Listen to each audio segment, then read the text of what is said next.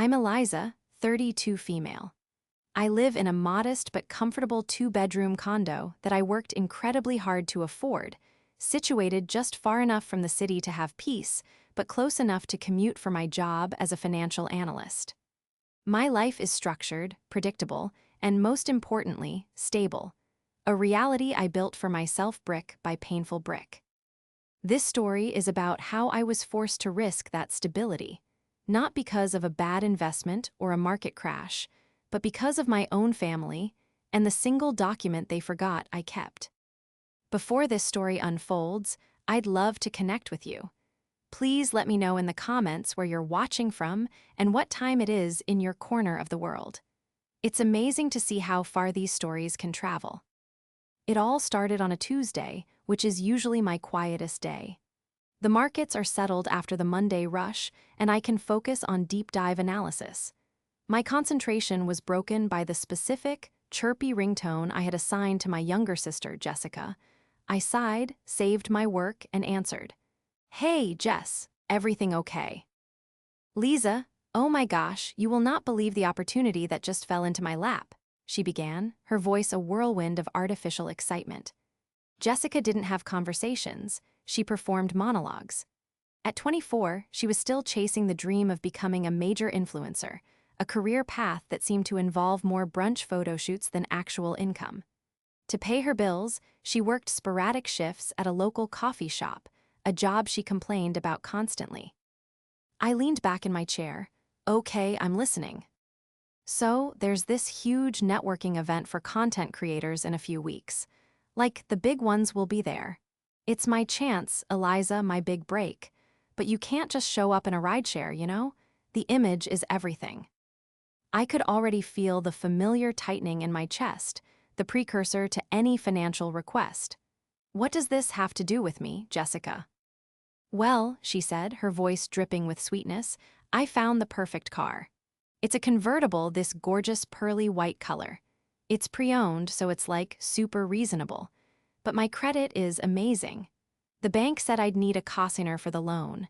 And I thought, who better than my amazing, successful, super smart older sister?" There it was. It wasn't the first time. There was the loan for the high-end camera equipment that was now collecting dust, the advance for the security deposit on a trendy apartment she couldn't afford, and countless smaller debts. Each time our mother, Sharon, had pressured me into helping, whispering about the importance of family and how Jessica just needed a little boost to get started. Each time I had caved, and each time I had ended up paying for it, literally and emotionally. But this time was different. I had finally paid off my own student loans and was building a solid savings account. I was looking toward my future, and cosigning a significant car loan for my financially reckless sister was a risk I couldn't take. A default would cripple my credit score, a score I had meticulously built since I was 18. I took a deep breath, steeling myself. "Jess, I can't do that." The silence on the other end was heavy. The bubbly excitement vanished, replaced by a cold, sharp edge. "What do you mean you can't? It's just signing a paper." "No, it's not," I explained, trying to keep my tone patient. "Cosigning means I'm just as responsible for the loan as you are. If you miss a payment, it directly impacts my credit. And frankly, your track record with financial commitments isn't great. I'm not willing to risk my financial future on this." "My track record?" she scoffed. "You mean because I'm a creative and not some boring number cruncher sitting in a cubicle all day? Sorry, I'm trying to live a little, Eliza. This has nothing to do with our career choices, and you know it. This is about financial responsibility. The answer is no." The line went quiet again before she spoke, her voice low and venomous. "You'll regret this. You always think you're so much better than us." Before I could respond, she hung up. I stared at my phone, a knot forming in my stomach. I knew the call to our mother would come next, and it did, not 10 minutes later. "Eliza, honey," Sharon began, her voice oozing disappointment. "Your sister is heartbroken. After all we've done for you, you can't do this one small thing for her." "Mom, it's not a small thing," I argued, the same old exhaustion washing over me. It's a 5-year loan for a luxury item she doesn't need and can't afford. I'm not setting myself on fire to keep her warm anymore. Oh, don't be so dramatic, she chided. She just needs a leg up. You've always been so selfish with your money. It's family, Eliza. You're supposed to help family. That was their mantra. Family helps family, but in our family, it was a one-way street. I was the responsible one, the reliable one, and there. 4, the one who was expected to sacrifice. Jessica was the dreamer, the creative spirit, who was never expected to be accountable for her own choices. And our mother was the enabler-in-chief, always smoothing over Jessica's mistakes and guilting me into cleaning them up. My decision is final, Mom, I said, my voice firmer than I felt. I'm not cossying. If Jessica wants a car, she needs to find one she can get approved for on her own, or she needs to save up for it like everyone else. My mother sighed dramatically, a sound effect she had perfected over decades. I just don't know where I went wrong with you, she murmured before ending the call. I spent the rest of the afternoon feeling sick. The guilt was a familiar, unwelcome guest. Had I been too harsh? Was I being selfish? I messaged my friend Mark and gave him the short version. His reply was immediate. You did the 100% correct thing. Don't let them manipulate you. Your financial health comes first. His words were a lifeline, a small anchor of sanity in the sea of family-induced guilt. I tried to focus on my work, but the unease lingered. I knew Jessica. She didn't handle rejection well. The venom in her voice had been a promise, and I had a sinking feeling that this wasn't over. I just had no idea how petty and destructive her response would be. The silence that followed for the next few days was not a truce. It was the quiet before a storm. The storm broke on Saturday. My mother had insisted on her usual family dinner, a weekly ritual that had become more of an obligation than a pleasure. She deframed it as a chance for us to talk things through, which was her code for ganging up on me until I gave in. I almost canceled, but a part of me felt that avoiding them would only make things worse. I decided to go, state my case calmly one more time, and then leave. I pulled my car, a sensible and well-maintained sedan that I'd bought with my own savings, into my mother's driveway. Jessica's beat-up old hatchback was already there. I took a moment to breathe, rehearsing my calm, firm no one last time before getting out. The dinner was as tense as I'd expected. Jessica was sullen and silent, pointedly scrolling through her phone. My mother alternated between making passive-aggressive comments about people who forget where they came from and trying to force cheerful conversation. Eliza, you should see the vision board Jessica made for her influencer career. It's so inspiring, she'd say, beaming at Jessica, who wouldn't even look up. I tried to be polite, asking about her work at the coffee shop, which earned me a glare. It's fine, she muttered. Not that I plan on being there much longer once I get my real career off the ground. No thanks to some people. The final attempt at manipulation came over dessert. You know, Eliza, my mother started, placing a slice of store-bought apple pie in front of me. Your father, God rest his soul, always believed in helping his family. He would have wanted you to help your sister. That was a low blow. My dad had been a wonderful man, but he'd also been financially naive, and his generosity had often left them in precarious situations. It was his financial mistakes that had made me so determined to be different. Dad would have wanted me to be smart and secure, I said, my voice quiet but firm. And he would have wanted Jessica to learn to stand on her own 2 feet. I'm not discussing this anymore. The answer is no. Jessica slammed her fork down on the table. Fine, I don't need you. I'll figure it out myself like I always do. She stormed out of the dining room, grabbing her keys from the hook by the door. Jessica, wait, my mother called after her, shooting me a look that could curdle milk. See what you've done, she bustled out after her. I sat there for a moment, the tension in the room so thick I could barely breathe.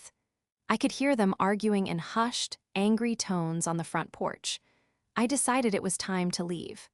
I gathered my things, put my plate in the sink, and headed for the door, deliberately avoiding whatever drama was unfolding outside. As I walked down the driveway, I saw Jessica getting into her car. Her face was a mask of fury. Our mother was standing by the driver's side window, pleading with her. I just wanted to get in my car and go home. I unlocked my doors, and as I was about to open mine, Jessica started her engine with a roar. She reversed out of her spot with a squeal of tires. I watched, my heart suddenly pounding, as she swung the car around far too wide and far too fast. Then I heard it. A sickening crunch of metal against metal. It was loud and sharp in the quiet suburban evening. I stood frozen for a second, disbelieving. She had backed directly into the rear driver's side door of my car. It wasn't a tap, it was a hard impact. Jessica pulled forward, straightened out, and then stopped her car. She got out and walked back to survey the damage. I stared at the huge, ugly dent, and the long, deep scratches that marred the paint of my meticulously cared-for vehicle. I looked at Jessica's face, expecting to see shock, maybe even remorse. Instead, I saw a small, triumphant smirk play on her lips. She met my eyes. "Oops," she said, her voice dripping with mock innocence. "I accidentally backed into your car." She shrugged, the smirk widening. "Guess my foot slipped." My mother rushed over, her face a mixture of feigned concern and annoyance. She glanced at the massive dent. "Oh dear," she said, then turned to me, her expression dismissive. "Well, it's just a dent, Eliza. These things happen." I was speechless. The malicious intent was so obvious, so blatant. This wasn't an accident.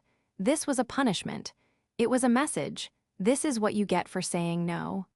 The smirk on my sister's face, the casual shrug from my mother, it was a 1-2 punch of disrespect and dismissal. They weren't sorry. They felt I deserved it. I didn't yell, I didn't scream. I just stared at the damage, then back at their faces. The anger inside me was a cold, quiet thing. It was clear, sharp, and focused. They thought this was the end of it. They thought I would absorb the cost, the inconvenience, and the humiliation, just like I always did. They thought I would just take it. "You're right, Mom," I said, my voice unnervingly calm. "It's just a dent." I stayed quiet, got in my car without another word, and drove away, the sound of the crumpled metal scraping against my tire with every rotation. The smirk on Jessica's face was burned into my mind. That evening, as I sat in my quiet condo, I knew I wouldn't be calling my insurance company right away. First, I had to check one specific document. A document I had saved from years ago. A document that I suddenly realized held the key to everything. The drive home was a blur of cold fury. Every scrape of the damaged door against the wheel was a fresh wave of adrenaline, sharpening my thoughts. When I got to my condo, I didn't even bother assessing the damage further under the parking garage lights. I knew it was bad. What mattered now was the quiet, methodical process of what came next. I went straight to my home office and unlocked the bottom drawer of my filing cabinet. It was where I kept important, long-term documents: my degree, my birth certificate, old tax returns, and the deed to my condo. My fingers brushed past folders until they found the one I was looking for. It was labeled simply, Family Financial. Inside, tucked at the very back, was a single, folded sheet of paper. It was a promissory note, dated 8 years prior. My hands were perfectly steady as I unfolded it. The memory came flooding back with perfect clarity. I was 24, just starting my career. Jessica was 16 and had just gotten her driver's license. She, of course, immediately wanted a car, not just any car, but a cute little coupe that was far more than a teenager needed. My parents, already stretched thin, couldn't afford it. My dad, ever the soft touch, wanted to make her happy, so they came up with a plan. They would take out a small loan to cover the down payment, and I would be the one to provide the rest. It wasn't a gift. It was an official loan from me to my parents, specifically for the purchase of Jessica's first car. The amount was $4,000. It was nearly all of my savings at the time. I was hesitant, but my father promised me they would pay it back in monthly installments. He was a man of his word, but I was also a budding financial analyst. I insisted on putting it in writing. I typed up a simple, straightforward promissory note.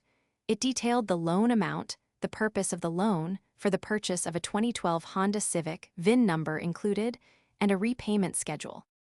Crucially, it had a clause I had insisted on, something I'd learned about in a business law class. It was a liability clause. It stated that as long as the loan was outstanding, the primary driver of the vehicle, Jessica, was to be listed on their insurance policy, and that any willful or negligent damage caused by her to my property would result in the immediate and full repayment of the outstanding loan balance. It was my way of protecting my investment from teenage recklessness. My dad had signed it without hesitation. My mom had rolled her eyes, calling me overly dramatic, but she signed it too. We all did. Then, life happened. My dad got sick a couple of years later, and during his illness, the payments stopped. After he passed away, I never had the heart to bring it up with my grieving mother. The outstanding balance was $2,200. I had mentally written it off as a bad debt, a final gift to my dad's memory. The car was eventually sold, but the debt remained, a forgotten thread in our family's complicated tapestry. I smoothed the paper on my desk. The signatures were clear. The terms were unambiguous. My mother was the co-signer of the note, making her equally liable. They forgotten all about it. In their minds, it was just money I had given them years ago, another instance of me being the responsible one who could afford it. They had no idea I had kept the official, signed document. This was the leverage I needed. This wasn't about the money anymore. It was about the profound disrespect, the malicious smirk, and the casual dismissal of my mother. "It's just a dent." My blood boiled. They had willfully damaged my property as a punishment for my refusal to enable Jessica's financial irresponsibility. Now, a past act of my own financial responsibility was about to become her worst nightmare. I took a high-resolution photo of the promissory note with my phone. Then I walked back out to the garage and, under the harsh fluorescent lights, began documenting the damage to my car. I took photos from every angle, wide shots showing the car and its position, close-ups of the deep gouges in the metal, the shattered taillight plastic embedded in the dent, the paint transfer from Jessica's bumper. I recorded a short video, narrating calmly what had happened, noting the time and location. Evidence. Cold, hard, undeniable evidence. Back inside, I pulled up my own car insurance policy. I had full coverage, of course, with a $500 deductible. Then I did a quick search. Jessica's car, the old hatchback she was still driving, was the same one from all those years ago. It had been my dad's before they bought her the coupe, and she'd inherited it after the coupe was sold. But here was the crucial part. I knew my mother's financial habits. She was frugal to a fault in some ways and extravagant in others. To save money, I was almost certain she would have Jessica on the most basic, state minimum liability insurance possible. That kind of policy would barely cover a fraction of the damage to a newer model car like mine. The repair costs would easily be in the thousands. My plan began to form, not out of rage, but out of a cold, calculated sense of justice. Jessica had delivered her message with her bumper. I would deliver mine with a phone call and an email. She wanted to act like an adult with adult desires, like a fancy new car. It was time she learned about adult consequences. This wasn't just about a dent anymore. It was about accountability. It was about the fine print, and it was about a forgotten promise that was about to be called due. On Sunday, I let them stew. I didn't answer my mother's single perfunctory text, "Hope you're okay. Car can be fixed." I didn't respond to the silence from Jessica, which I knew was a mix of smug satisfaction and perhaps a tiny, gnawing worry. I let the quiet hang in the air, giving them the space to believe they had won, that I was licking my wounds and figuring out how to pay for the repairs myself. My own day was productive. I sent the photos of the damage to a trusted auto body shop for a preliminary, unofficial estimate. The reply came back within a couple of hours, looking at upwards of $4,500. The door panel is toast and needs full replacement, plus blending the paint into the quarter panel. The taillight assembly is also cracked. $4,500, far beyond what a minimum liability policy would cover. Then I called Mark, not as a friend, but for his professional expertise as an insurance adjuster. I laid out the whole story, from the loan request to the smirk to the promissory note. Wow, he said after a long pause. Just wow, they really have no idea who they're messing with, do they? They think I'm a doormat, I replied, my voice flat. They're about to find out that doormats can be made of steel. Okay, so here's how this plays out from an insurance perspective, Mark began, shifting into work mode. You file a claim with your insurance. Since she hit your stationary vehicle, she is 100% at fault. You'll pay your $500 deductible to get the repairs started. Your insurance company will then go after her insurance company to recover the full cost, including your deductible. This is called subrogation. And what happens when her policy limit is too low? I asked, already knowing the answer but wanting his confirmation. Then her insurance pays out the maximum, say it's $2,500. Your company gets that, but they're still short. So they, and by extension you, have the legal right to sue Jessica directly for the remaining amount plus your deductible. In this case, that would be $2,000 in repair costs and your $500 deductible, so $2,500 total. She would be on the hook for that personally. This was good, but the promissory note was the real weapon. Now, about this note, Mark continued, his voice tinged with professional admiration. That's your checkmate move. It's a legally binding contract. Her willful act of damaging your property is a direct breach of the clause you mentioned. You have every right to call that debt due in full. Immediately. We talked through the strategy. The insurance claim was the officia. Procedural part. The promissory note was the personal, devastating finale. Don't tell them about the note yet, he advised. Let the insurance part start first. Let Jessica get the call from her insurance company. Let her realize she's on the hook for thousands of dollars she doesn't have. Let your mom realize her precious baby is in actual financial trouble. Let them panic. Then, when they come to you for help, that's when you present the note. It was a brilliant plan. It allowed their own actions to create the pressure cooker. Monday morning arrived. I felt a calm I hadn't felt all weekend. At exactly 9:00 a.m., I made the phone call. I dialed my insurance company's claims department. I calmly and factually reported the incident. I gave them the date, time, and location. I provided Jessica's name, license plate number, and my mother's address, where Jessica lived. I explained that she had backed into my parked vehicle and had admitted fault at the scene. I uploaded the photos and the repair estimate to the online portal while I was still on the phone with the agent.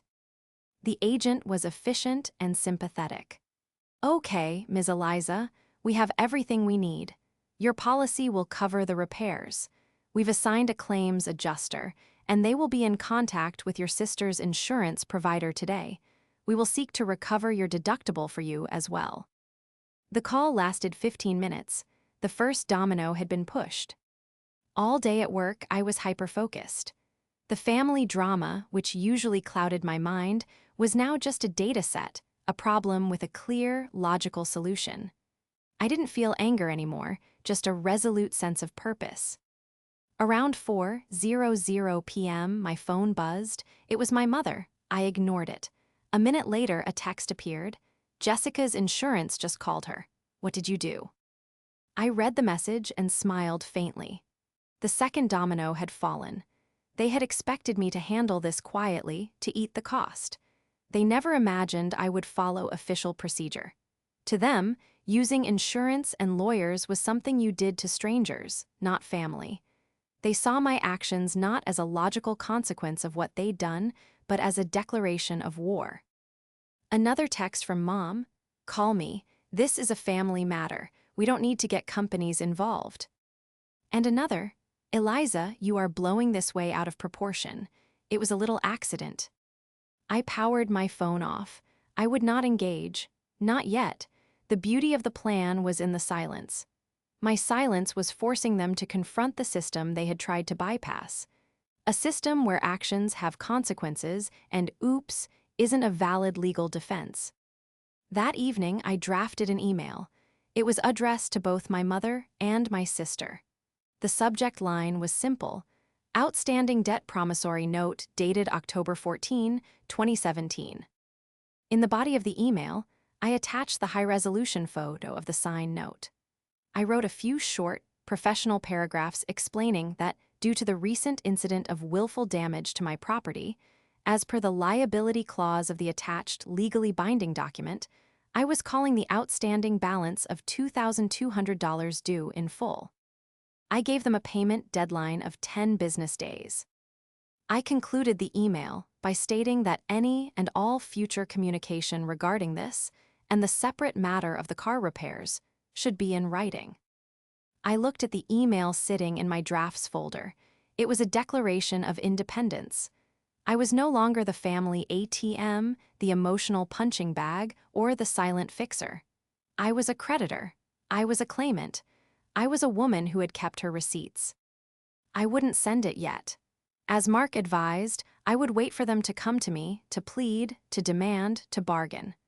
I would let them think the insurance issue was the biggest problem they had. The email was my ace in the hole, ready to be played at the perfect moment. The next 24 hours were a symphony of escalating panic from my family, and I had a front row seat. My phone, which I had turned back on Tuesday morning, was a constant barrage of texts and missed calls. First came the guilt trips from my mother.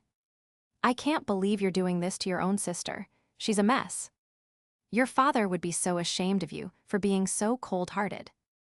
Then came the angry, misspelled texts from Jessica herself. "Are you serious? My insurance is going up because of you. I can't afford this. You're trying to ruin my life over a stupid car." I didn't respond to a single one. My silence was a wall they couldn't breach, and it was driving them crazy. They were used to me engaging, arguing, and eventually caving. This new, silent Eliza was a stranger to them, one they didn't know how to handle. By Tuesday afternoon, the tone shifted. The calls and texts became more pleading. Jessica's insurance had likely confirmed their client's liability and informed her of her policy limit. They would have explained, in no uncertain terms, that she would be personally responsible for any costs exceeding that limit. The reality of a collections agency or a court summons was probably starting to sink in. That evening, the inevitable happened. There was a knock on my condo door. I looked through the peephole and saw them standing there together, my mother and Jessica, a united front of desperation. Jessica's eyes were red-rimmed, whether from genuine tears or practiced dramatics, I couldn't tell. My mother's face was set in a grim, determined line.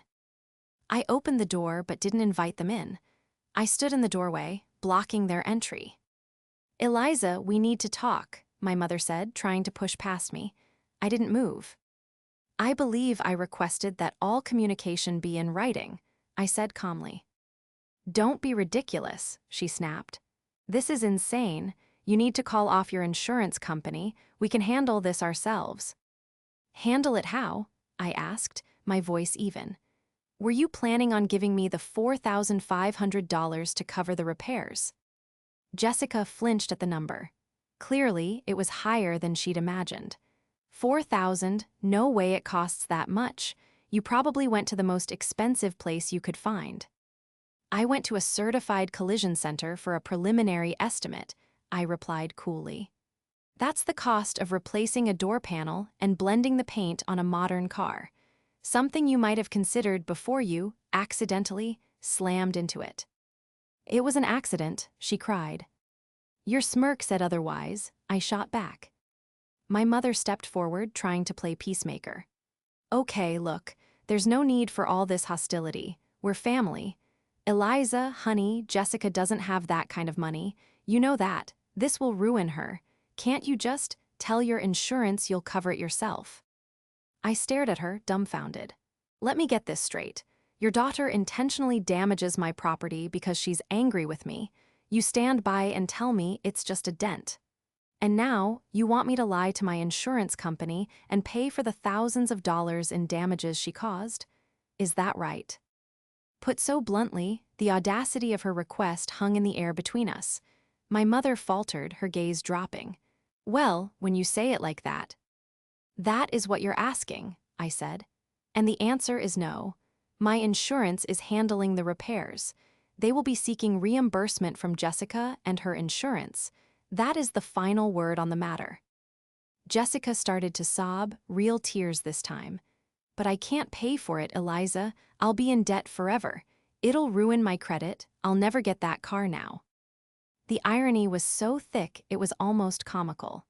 She was worried about the credit she had asked me to risk for her just a few days ago. The very thing I had protected, which led to this entire situation, was now the thing she was about to lose because of her own actions. "Those are the consequences of your choices, Jessica," I said, feeling not a shred of pity. My mother saw she was getting nowhere. Her posture changed from pleading to threatening. "You are tearing this family apart, Eliza. If you go through with this, don't expect to be welcome in my home again." "Your home has not felt welcoming to me for a very long time," I said quietly. "It's a place where I am not respected, where my boundaries are ignored, and where I am expected to be a bank account, not a daughter. So, thank you, but I'll live." I saw the shock on her face. I had never spoken to her like that before. I had finally broken the pattern. "Now, if you'll excuse me, I have things to do," I said, my hand on the doorknob. "Wait," Jessica blurted out. "Please, Eliza, I'm sorry, okay? I'm really sorry. I was just angry and I messed up. Please, isn't there anything I can do?" This was it, the moment I had been waiting for, the perfect moment to play my ace. "It's funny you should mention that," I said, allowing a small, cold smile. "There is something. I was just drafting an email to you both about another financial matter." I held their confused gazes for a long moment, letting the tension build. "I'm heading to bed now, but I've scheduled an email to be sent to you both. It should arrive bright and early tomorrow morning. I suggest you read it carefully." With that, I closed the door in their stunned faces. I leaned against it, my heart hammering, but not from fear. It was the thrill of the final move in a long-played game. I walked to my computer, opened the drafts folder, and looked at the email one last time. Subject: outstanding debt. Attachment: promissory note, JPG. I hit the schedule send button and set the time for 7:03 a.m. The dominoes were all set. All that was left was for the sun to rise and for the final one to fall. I slept better that night than I had in years. I woke up before my alarm, feeling a sense of lightness that was entirely foreign to me. I made coffee, sat by my window, and watched the sky brighten. My phone was on the counter, silent. I didn't check it. I knew the storm would break precisely. Why at 7:03 a.m.? I pictured the scene in my mother's house.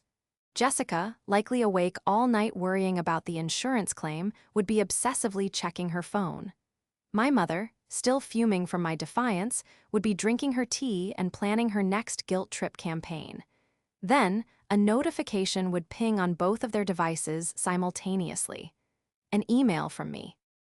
At 7:05 a.m., my phone began to vibrate on the countertop. It didn't stop. A call from my mother. I let it go to voicemail. Immediately, it started ringing again. "Jessica." I let that go to voicemail too. Then the texts started flooding in, a frantic, chaotic waterfall of disbelief and fury. "From Mom, what is this? What promissory note?" "From Jessica, where did you get that? This isn't real." "From Mom, you can't do this, Eliza. That was from years ago. It doesn't count anymore." "From Jessica, 2,200. I don't have $2,200. I calmly sipped my coffee. It was fascinating to watch their shared narrative crumble in real time. The forgotten debt, which they had conveniently erased from their memory, had just reappeared as a legally binding document. The statute of limitations on written contracts in our state was 10 years. We were only 8 years in. The note was as valid as the day they signed it. Their entire strategy had been predicated on me being the bigger person, the one who would absorb the injustice for the sake of family peace. They were now faced with two separate, concurrent financial crises of their own making. First, the insurance liability, which would cost Jessica thousands out of pocket. And now, a second, immediate demand for $2,200 from me. Combined, she was looking at a debt of nearly $5,000, a catastrophic amount for someone working part-time as a barista. An hour later, after a dozen more missed calls and frantic texts, there was another knock on my door. This time, it was just my mother. She looked haggard, her face pale and drawn. She had clearly been crying. When I opened the door, she didn't try to force her way in. She just stood on the welcome mat, looking defeated. "Eliza," she began, her voice hoarse. "Please, we need to talk about this email." "There's nothing to talk about," I said, keeping my tone neutral. "The document is clear. The debt is outstanding. Due to recent events, the terms of the contract have been triggered. Payment is due. But we don't have it. I'm on a fixed income. Jessica barely makes enough to cover her rent.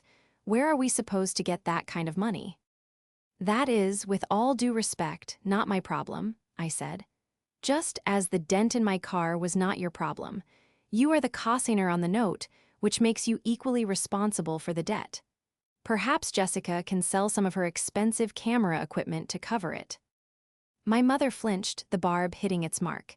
"This is cruel, Eliza. You're punishing her." "I'm not punishing her," I corrected. "I am holding her accountable. There is a difference. She is an adult. She has a job. She can take on extra shifts or sell some things. It's what responsible adults do when they owe money." "And what about the car repair money? She can't pay both," she pleaded, her voice cracking. "This will destroy her." I was silent for a moment. This was the crux of it all. This was the moment for the final turn of the screw.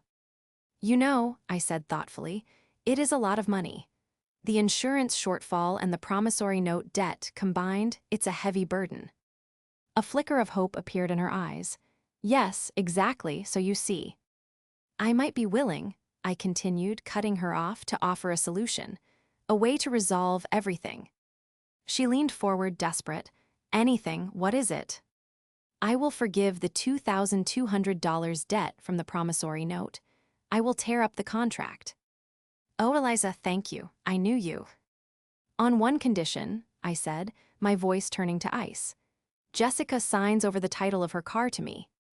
My mother's jaw dropped. She stared at me, uncomprehending. Her car, the hatchback." "That's the one," I confirmed. "It's an old car. Its blue book value is probably around $2,500, maybe a little more. It's almost a perfect trade for the outstanding insurance liability she owes me for the repairs. So, she signs the car over to me. In return, I forgive the promissory note debt, and I consider the debt for my car repairs paid in full. I will inform my insurance company that the other party has settled with me privately. The insurance claim goes away. Her premiums don't skyrocket. She walks away with her credit score intact and no debt to her name. All she has to do is give me her car." My mother was speechless.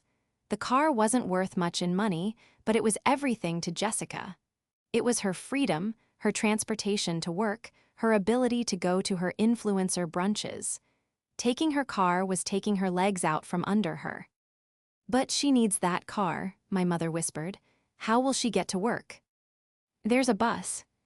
"Stop 2 blocks from your house," I said flatly.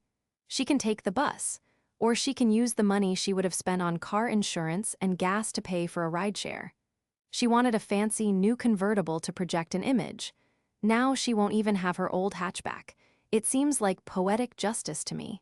She used a car to damage my property, and now a car is the price she has to pay." The beauty of the offer was its cold, inescapable logic. It was a lifeline. It saved Jessica from financial ruin, from a black mark on her credit that would follow her for years. But the price was steep, immediate, and deeply personal. I was leaving them with no other reasonable option. The choice was theirs: financial ruin or public humility. "That's my one and only offer," I said, my voice leaving no room for negotiation. "You and Jessica can discuss it. You have 24 hours to give me your answer." I closed the door, leaving my mother standing alone in the hallway, the weight of my ultimatum crushing her. She had come for a negotiation. She had left with a surrender. The next 24 hours were, I imagine, the longest of my sister's and mother's lives. I didn't hear a word from them. I went about my day, went to work, and felt a profound sense of calm. For the first time, I wasn't waiting by the phone, anxious about their reaction or bracing for the next emotional assault. I had laid my terms on the table, and the power was, for once, entirely in my hands. The outcome was up to them. Either way, I would be made whole. The call came the following morning, just before I left for work. It was my mother. Her voice was flat, devoid of any emotion. "She'll do it." "Do what specifically?" I asked, wanting to hear her say it. There was a pause. "Jessica will sign over the title of her car to you," she said, the words sounding like ash in her mouth, "in exchange for you dropping the insurance claim and forgiving the old loan." "Excellent," I said briskly. "We will meet at the bank tomorrow at lunch. They have a notary public. Bring the title, and Jessica needs to bring her driver's license. I will bring a simple contract for us all to sign, stating the terms we've agreed upon, along with the original promissory note." "A contract?" she asked, weary. "Always get it in writing," I said. "It's a good lesson to learn." The meeting at the bank was an exercise in silent tension. Jessica wouldn't look at me. Her face was puffy and pale, her usual influencer makeup abandoned. She clutched the car title in her hand like it was a death warrant. My mother stood beside her, a silent, grim-faced statue. I presented the document I'd drafted. It was simple, outlining the agreement: the transfer of the vehicle in consideration for the cancellation of the insurance claim and the forgiveness of all debts related to the promissory note. I had Mark look it over, and he'd called it beautifully ruthless. Jessica's hand shook as she signed. My mother signed as the witness. The notary stamped the document. Then, Jessica slid the signed title across the table to me. I took it and, in return, slid the original promissory note from 2017 across to her. "This is now null and void," I said. I watched as she took it, a piece of paper that had just upended her life, and slowly tore it into small pieces. We left the bank without another word. I immediately called my insurance company and informed them that the other party and I had reached a private settlement and that I wished to withdraw my claim. They were happy to close the file. It was over. That afternoon, a tow truck I'd hired picked up Jessica's old hatchback from my mother's driveway. I had already sold it online to one of those cash-for-car services for $2,300. It wasn't about the money, but it was satisfying that the amount almost perfectly covered what she owed on the old note. I used that money, plus the cash I saved on my deductible, to get my own car repaired. It looked brand new when I got it back. The dent was gone, erased as if it had never been there. The aftermath in my family was a profound and deafening silence. Jessica had to start taking the bus to her barista job, a humbling experience she apparently complained about nonstop. Her social media presence took a nosedive. It was hard to project a glamorous influencer lifestyle when you're posting selfies from a city bus stop. She was forced to sell her camera and laptop to make ends meet, setting her career back even further. My mother stopped calling me for our weekly dinners. At first, I was hurt, but then I realized it was a blessing. The peace in my life was palpable. The constant hum of anxiety that had been my baseline for years was just gone. About 6 months later, I got a text from a number I didn't recognize. It was Jessica. The message was short. "I got a second job. I'm saving for a car. The right way this time." It wasn't an apology, not really, but it was something. It was an acknowledgement of reality, the first I'd ever seen from her. I didn't reply. Our relationship might never be warm, but for the first time it was honest. She knew who I was now. I wasn't her safety net. I was the person who had taught her the expensive, painful, and necessary lesson about liability.